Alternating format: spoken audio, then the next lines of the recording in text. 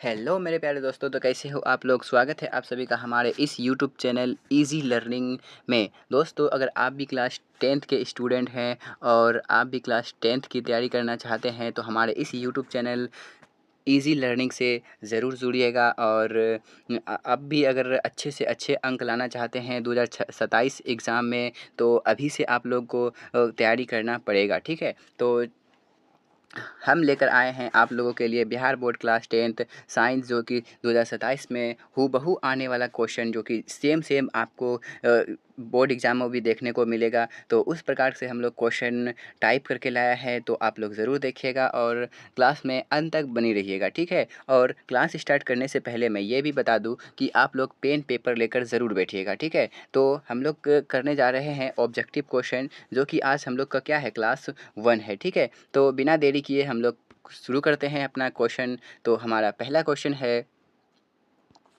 कि हीलियम कैसा तत्व है। हीलियम कैसा तत्व है, तो हमेशा याद रखिएगा कि हीलियम जो है वो आक्रिय तत्व है। क्या है, हीलियम कैसा तत्व है, तो आक्रिय तत्व है। तो चलते हैं हम लोग अब अगली क्वेश्चन की ओर। अगला क्वेश्चन है हमारा क्वेश्चन नंबर 2। क्वेश्चन नंबर 2 है कि जल में हाइड्रोजन तथा ऑक्सीजन की परमाणु संख्या का अनुपात होता है। यानी कि हमेशा याद रखिएगा कि जल में, अब किसकी बात पूछिए तो जल में, तो जल क्या होता है, H2O। तो H2 में यहाँ H किसका है, तो हाइड्रोजन। H क्या है, तो हाइड्रोजन, और O क्या होता है, तो ऑक्सीजन, ठीक है। तो H यहाँ कितना है, तो 2 है, और हाइड्रोजन कितना है, तो 1 है। तो 2 और 1, इसका अनुपात क्या हो जाएगा, हमेशा याद रखिएगा कि 2 अनुपात क्या हो जाएगा, 1। 2 अनुपात 1 क्या हो जाएगा हमारा राइट आंसर। इस तरह के क्वेश्चन बहुत ही एग्ज़ामों में पूछे जाते हैं, तो आप लोग ज़रूर देखिएगा और बनाने का प्रयास कीजिएगा, ठीक है। चलते हैं हम लोग अब अगली क्वेश्चन की ओर। अगला क्वेश्चन है हमारा क्वेश्चन नंबर 3। क्वेश्चन नंबर 3 है कि आवर्त सारणी में कितने आवर्त होते हैं। अगर आवर्त सारणी में अगर आवर्तों की बात पूछे तो हमेशा याद रखिएगा कि आवर्त सारणी में आवर्तों की संख्या 7 होती है। कितनी होती है, आवर्त सारणी में आवर्तों की संख्या 7 होती है। तो आवर्त सारणी में अगर हमें वर्गों की संख्या पूछे तो याद रखिएगा कि वर्गों की संख्या, तो वर्गों बराबर 18। हमेशा याद रखिएगा कि आवर्त सारणी में वर्गों की संख्या कितनी होती है, तो 18 होती है, और आवर्त की संख्या कितनी होती है, तो 7 होती है, ठीक है। चलते हैं हम लोग अब अगली क्वेश्चन की ओर। अगला क्वेश्चन है हमारा क्वेश्चन 4 कि सिलिकॉन क्या है। तो सिलिकॉन एक तत्व है, तो कैसा तत्व है, तो हमेशा याद रखिएगा कि सिलिकॉन कैसा तत्व है, धातु है, उपधातु है, या अधातु है, क्या है, या फिर इनमें से कोई नहीं। तो हमेशा याद रखिएगा कि सिलिकॉन जो है वो उपधातु है हमारा। क्या है, सिलिकॉन क्या है, उपधातु है। हमेशा याद रखिएगा कि सिलिकॉन एक उपधातु है। तो ठीक है, चलते हैं हम लोग अब अगली क्वेश्चन की ओर। अगला क्वेश्चन है हमारा क्वेश्चन नंबर 5, ठीक है। तो ये हम लोगों ने साइंस का क्वेश्चन डिज़ाइन करके लाया है, और हमेशा याद रखिएगा कि अभी जो हम लोगों ने लाया है, अभी ये मतलब जो कि मेन क्वेश्चन उठा कर लाया है। फिर उसके बाद धीरे के बाद हम लोग प्रयास करेंगे कि चैप्टर वाइज क्वेश्चन करने के लिए, फिर प्रीवियस ईयर क्वेश्चन भी देखेंगे, फिर आसानी से एक टेस्ट भी लगाएंगे, ठीक है। तो अभी बहुत टाइम है हम लोगों के पास, और अभी से तैयारी करोगे तो आप लोगों का 450 कोई नहीं काटने वाला है, ठीक है। तो आसान बने रहिए क्लास के अंत तक, और हमेशा एक याद रखिएगा कि मतलब जो है कि जब तक आप रिवीजन नहीं करोगे तब तक कुछ भी नहीं होने वाला है। अगर आप सोच रहे हो कि हम अभी बहुत टाइम है, अभी 3-6 महीना टाइम है, तो हम लोग 3 महीना जब बचेगा तब बढ़िया से तैयारी करेंगे, तो ये हमेशा नहीं सोचना है। अभी से तैयारी करो और अपने अंक को बहुत अच्छे से अच्छे तरीके से अपने तैयारी को बेहतर बनाओ, और अच्छे से अच्छा अंक आने को मिलेगा, ठीक है। तो क्वेश्चन नंबर मेरा 5 है कि OH का क्रियाशील मूलक कौन है। तो हमेशा याद रखिएगा कि OH जो होता है वो OH होता है, क्या होता है, कीटोन होता है, एल्डिहाइड होता है, या फिर एल्कोहल होता है, या फिर इनमें से कोई नहीं। तो हमेशा याद रखिएगा एक बार कि जो OH होता है वो क्या होता है, तो एल्कोहल होता है। क्या होता है, एल्कोहल हमारा क्या हो जाएगा, राइट आंसर। हमारा सी क्या हो जाएगा, राइट आंसर। मैं कुछ लिख कर दे देता हूँ आप लोगों को, ताकि आप लोगों को पता रहे कि जैसे OH, अगर OH बोले तो हम लोग जानते हैं कि OH किसको कहता है, एल्कोहल को। उसके बाद एक होता है CHO, सॉरी एक सेकेंड, CHO, तो ये होता है एल्डिहाइड। आप लोग ज़रूर लिख लीजिएगा, एल्डिहाइड, ठीक है। इसे हम लोग कहते हैं एल्डिहाइड। और एक होता है COOH, इसको हम लोग कहते हैं कार्बोक्सिलिक अम्ल। एक होता है CO, जो कि क्या होता है, कीटोन होता है। सिर्फ O होता है, ईथर होता है। तो हमेशा याद रखिएगा। एक होता है CH3 जो कि होता है एमाइन होता है, ठीक है। चलते हैं हम लोग अब अगली क्वेश्चन की ओर। अगला क्वेश्चन है हमारा क्वेश्चन नंबर 6। क्वेश्चन नंबर 6 है कि प्रकृति में ऑक्सीजन का ऑक्सीजन का संतुलन कैसे बना रहता है। तो हमेशा याद रखिएगा कि प्रकृति में जो ऑक्सीजन का संतुलन बना रहता है वो प्रकाश संश्लेषण से बना रहता है। किससे बना रहता है? प्रकाश संश्लेषण से। तो हमेशा याद रखिएगा कि ये प्रकृति में ऑक्सीजन का संतुलन कैसे बना होता है, तो प्रकाश संश्लेषण के द्वारा, ठीक है। चलते हैं हम लोग अब अगली क्वेश्चन की ओर। और अगर प्रकाश संश्लेषण के बारे में जानना है तो मैं आप लोगों के लिए एक वीडियो बनाकर अलग से प्रकाश संश्लेषण के बारे में बनाकर डाल दूंगा, ठीक है। तो आप लोग ज़रूर वहाँ पे देख लीजिएगा, ये रिकॉर्डेड क्लास है, आप लोग ज़रूर देखते रहिएगा, ठीक है।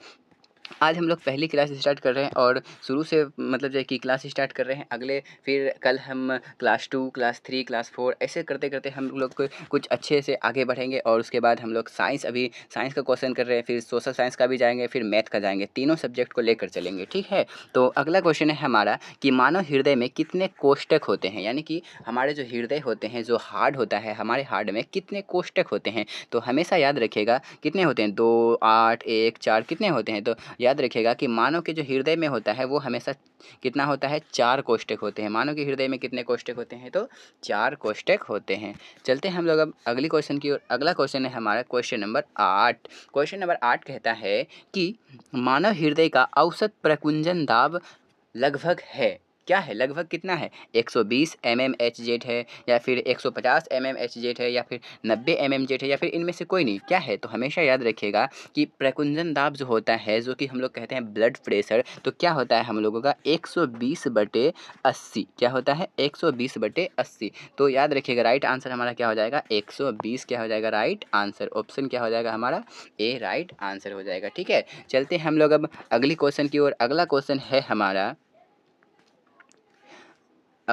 है हमारा कि पौधों में वाष्पोत्सर्जन किस भाग में होता है। पौधों में जो वाष्पोत्सर्जन की क्रिया होता है वो किस भाग में होता है। तो जड़ किस में होता है, जड़ में होता है, तना में होता है, क्या पत्ता में होता है, या फिर फूल में होता है। तो हमेशा याद रखिएगा कि पौधों में जो वाष्पोत्सर्जन होता है वो किस में होता है, तो पत्तों में होता है। किस में होता है, पत्तों में। एक बात हमेशा याद रखिएगा कि पत्तों में कैसे वाष्पोत्सर्जन क्या है। तो वाष्पोत्सर्जन हमेशा याद रखिएगा कि जल का, जैसे पेड़ पौधे क्या करते हैं, पेड़ पौधे भूमि से, किससे, भूमि से, धरती से क्या लेते हैं, तो जल एवं खनिज लवण लेते हैं। तो जल जो लेते हैं धरती से लेकर, जो मतलब है कि उसमें ज़रूरी के मुताबिक जो बच जाता है तो उसे वाष्प बनाकर बादल में, वायु में पहुंचा देना, उसे ही हम लोग क्या कहते हैं, वाष्पोत्सर्जन कहते हैं, ठीक है। तो वो किससे होता है, तो पत्तियों के द्वारा होता है। और सी हमारा क्या हो जाएगा, राइट आंसर हो जाएगा, ठीक है। चलते हैं हम लोग अब अगली क्वेश्चन की ओर। हम लोग एक एक क्वेश्चन करेंगे, उसका थोड़ा तौर भी निकाल कर करेंगे, ठीक है। जब हम लेक्चर क्वेश्चन लाएंगे तब देखेंगे उसको बढ़िया से, ठीक है। अगला क्वेश्चन है हमारा क्वेश्चन नंबर 10। क्वेश्चन नंबर 10 है कि हाइड्रा में प्रजनन किस विधि से होता है। तो हमेशा याद रखिएगा कि हाइड्रा में प्रजनन जो होता है किससे होता है, द्विखंडन से, मुकुलन से, लैंगिक से, या फिर इनमें से सभी। तो हमेशा याद रखिएगा कि हाइड्रा में जो प्रजनन होता है वो मुकुलन विधि द्वारा होता है। किससे होता है, हाइड्रा में प्रजनन मुकुलन विधि द्वारा होता है। हमारा 10 का क्या हो जाएगा, बी राइट आंसर, ठीक है। चलते हैं हम लोग अब अगले क्वेश्चन की ओर। अगला क्वेश्चन है हमारा किसी माध्यम के अपवर्तनांक, क्या, किसी माध्यम के अपवर्तनांक का मान होता है। तो हमेशा याद रखिएगा कि किसी माध्यम के अपवर्तनांक का जो मान होता है वो साइन आई बटे साइन आर होता है। क्या होता है, साइन आई बटे साइन आर। और इसे ही हम लोग स्नेल का भी नियम कहते हैं, ये बात हमेशा याद रखिएगा। तो इसे भी हम लोग इसे क्या कहते हैं, स्नेल का नियम भी कहते हैं, ठीक है। तो हमेशा याद रखिएगा कि क्या हो जाएगा हमारा इसका राइट आंसर, साइन आई बटे sine R, option E. Option क्या हो जाएगा, बी राइट आंसर हो जाएगा, ठीक है। चलते हैं हम लोग अब अगली क्वेश्चन की ओर। अगला क्वेश्चन है हमारा क्वेश्चन नंबर 12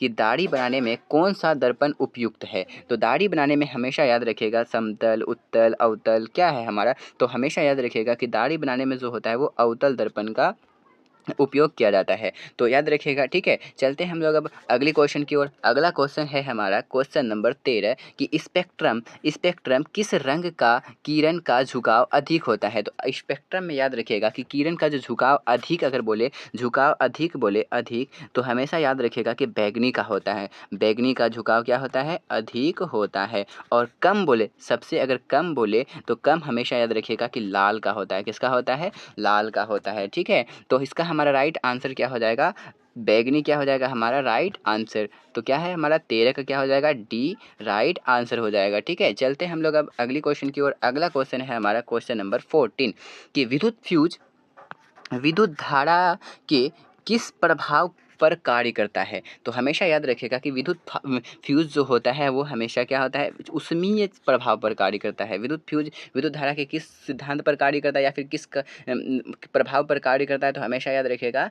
कि ऊष्मीय प्रभाव पर कार्य करता है विद्युत फ्यूज। ठीक है, चलते हैं हम लोग अब अगली क्वेश्चन की ओर। अगला क्वेश्चन है हमारा क्वेश्चन नंबर 15 कि किसी किसी के कुंडली का प्रतिरोध ज्ञात करने के लिए किसी के नहीं होना चाहिए। दोस्तों यहाँ पे किसी नहीं के नहीं होना चाहिए, बस किसी कुंडली का प्रतिरोध ज्ञात करने के लिए सूत्र है। तो याद रखिएगा क्या R बराबर वी आई या फिर R बराबर वी बाई आई, R बराबर आई बाई वी या फिर R बराबर वी माइनस आई। तो हमेशा याद रखिएगा कि R बराबर वी बाई आई क्या हो जाएगा राइट आंसर, यानी कि R बराबर वी बाई आई क्या हो जाएगा हमारा राइट आंसर। तो ठीक है, तो चलते हैं हम लोग अब अगली क्वेश्चन की ओर। अगला क्वेश्चन है हमारा क्वेश्चन नंबर 13 कि डायनेमो में किस प्रकार की धारा प्राप्त होती है। तो हमेशा याद रखिएगा कि डायनेमो में कौन सी धारा प्राप्त होती है, दिष्ट धारा, प्रत्यावर्ती धारा, दोनों धाराएं या फिर इनमें से कोई नहीं। तो हमेशा याद रखिएगा कि इसमें जो होता है डायनेमो में वो दिष्ट धारा और प्रत्यावर्ती दोनों धाराएं प्राप्त होती है, इसीलिए हमारा आंसर क्या हो जाएगा दोनों धाराएं आंसर हो जाएगा। ऑप्शन क्या हो जाएगा हमारा सी राइट आंसर हो जाएगा। ठीक है, तो इस तरह के क्वेश्चन कई बार एग्जामों में पूछे जाते हैं, तो हमेशा याद रखिएगा ये सब। ठीक है, तो और हम लोग डेली लेकर आएंगे तो डेली प्रैक्टिस रिविजन होते जाएगा। ठीक है, आप लोग को ऑब्जेक्टिव बहुत अच्छा बनाया जाएगा। ठीक है, चलते हैं हम लोग अब अगली क्वेश्चन की ओर। अगला क्वेश्चन है हमारा क्वेश्चन नंबर 17। क्वेश्चन नंबर 17 है कि डेंगू उत्पन्न करने वाला मच्छर किस तरह के जल में रहता है, साफ जल में, गंदा जल में, खारा जल में या फिर मृदु जल में। तो हमेशा याद रखिएगा कि डेंगू उत्पन्न करने वाला जो मच्छर होता है वो हमेशा किस में रहता है, तो साफ जल में रहता है। डेंगू उत्पन्न करने वाला मच्छर किस जल में रहता है, साफ जल में रहता है। ए हमारा क्या हो जाएगा राइट आंसर हो जाएगा। ठीक है, चलते हैं हम लोग अब अगली क्वेश्चन की ओर। अगला क्वेश्चन है हमारा 18 बोले तो 18 निम्नलिखित में से कौन सा बायोगैस ईंधन का स्रोत नहीं है। तो हमेशा याद रखिएगा कि लकड़ी, गोबर गैस, नाभिकीय ऊर्जा, कोयला। तो हमेशा याद रखिएगा कि लकड़ी भी है, नाभिकीय बायोगैस ईंधन का स्रोत है, लकड़ी है, गोबर गैस भी है, कोयला भी है। तो हमेशा याद रखिएगा कि नाभिकीय ऊर्जा जो होता है वो बायोगैस ईंधन का स्रोत नहीं होता है। तो हमारा सी क्या हो जाएगा राइट आंसर। और इस तरह के क्वेश्चन आप लोग देखते रहिएगा। ठीक है, और डेली की क्लास करते रहिएगा और आप लोगों के एग्जाम में आसानी से आप लोगों को क्वेश्चन बनेगा। ठीक है, क्वेश्चन नंबर 19 है कि वह कौन सा धातु है जिसे चाकू से काटा जा सकता है। तो हमेशा याद रखिएगा कि वह कौन सी धातु है जो चाकू से, तो क्या है सोडियम है, मैग्नीशियम है, एल्युमिनियम है या फिर आयरन है। तो हमेशा याद रखिएगा कि सोडियम जो होता है जिसको कि हम लोग चाकू से काट सकते हैं। और ये याद रखिएगा हमेशा कि इसे खुले हवा में नहीं छोड़ा जाता है, खुले वायु में नहीं छोड़ा जाता है। क्यों? क्योंकि ये मतलब जो है कि वायु से या फिर जल से अभिक्रिया कर क्या होता है जल जाता है। सोडियम क्या होता है जल जाता है। तो इसे कैसे रखा जाता है, तो केरोसिन तेल में डुबो कर रखा जाता है। ये भी VVI ऑब्जेक्टिव क्वेश्चन है कि किस धातु को या फिर किस तत्व को केरोसिन तेल में डुबो कर रखा जाता है। तो हमेशा याद रखिएगा कि सोडियम। तो ए हमारा क्या हो जाएगा राइट आंसर। आखिरी क्वेश्चन है हमारा आज का 20वां क्वेश्चन कि हीरा किस तत्व का अपरूप है। तो हमेशा याद रखिएगा हीरा कार्बन का है या फिर एल्युमिनियम का है या फिर पारा का है या फिर लोहा का है। तो हमेशा याद रखिएगा कि हीरा जो है वो हीरा कार्बन का अपरूप है। किसका अपरूप है, कार्बन का। हम लोगों ने अभी 20-20 क्वेश्चन करके लाया है। ठीक है, ताकि आप लोगों को क्लास देखने में बोरिंग ना हो। ठीक है, तो 20-20 क्वेश्चन करने में आप लोगों को कैसा लगा कमेंट बॉक्स में ज़रूर बताइएगा। और हम लोग आज आप लोगों को एक 3 क्वेश्चन देने जा रहे हैं जो कि आप लोगों को देखकर कमेंट में आप लोगों को बताना है। ठीक है, पहला क्वेश्चन है हमारा कि मानव में कौन सा जनन होता है, मानव में कौन सा जनन होता है, मानव में कौन सा जनन होता है। ये हमेशा जो कि आप लोगों को बताना है कमेंट बॉक्स में। ठीक है, अगला क्वेश्चन है हमारा कि दाढ़ी बनाने में कौन सा दर्पण का उपयोग किया जाता है। और अगला क्वेश्चन है हमारा क्वेश्चन नंबर आखिरी है कि प्रकाश के परावर्तन के कितने नियम होते हैं, प्रकाश के परावर्तन के कितने नियम होते हैं। ये तीनों क्वेश्चन आप लोग स्क्रीनशॉट ले लीजिए या फिर आप लोग याद रखिएगा और अभी कॉपी में लिख कर। ठीक है, तो अब तीनों का आप लोगों को आंसर कैसे देना है, जैसे नंबर 1 लिखना है। ठीक है, नंबर 1 लिखना है, उसका फिर आंसर लिखना है, फिर नंबर 2 लिखना है, फिर उसका आंसर लिखना है, ठीक है? फिर नंबर 3 लिखना है, फिर उसका आंसर लिखना है, ठीक है? तो इस तरह से आप लोगों को उत्तर देना है, ठीक है? तो कैसी लगी आप लोगों को हमारा ये क्लास? और उम्मीद है कि अच्छी लगी होगी। और तो तो इस तरह से हम लोग सारे क्वेश्चन लाएंगे और आप लोग क्लास करते रहिएगा धीरे-धीरे, और आप लोगों का ऑब्जेक्टिव एग्ज़ाम तक आते-आते बहुत ही अच्छा हो जाएगा, ये गारंटी मैं लेता हूँ, ठीक है? लेकिन आप लोगों को क्या करना है कि आप लोगों को क्लास देखते रहना है और सभी अपने दोस्तों तक भी शेयर करना है, और हाँ, लाइक और सब्सक्राइब करना नहीं भूलिएगा, ठीक है? और अभी से ही तैयारी कीजिए, ठीक है? तो मिलते हैं हम लोग अब अगली क्लास में, तब तक के लिए धन्यवाद। जय हिंद, जय भारत।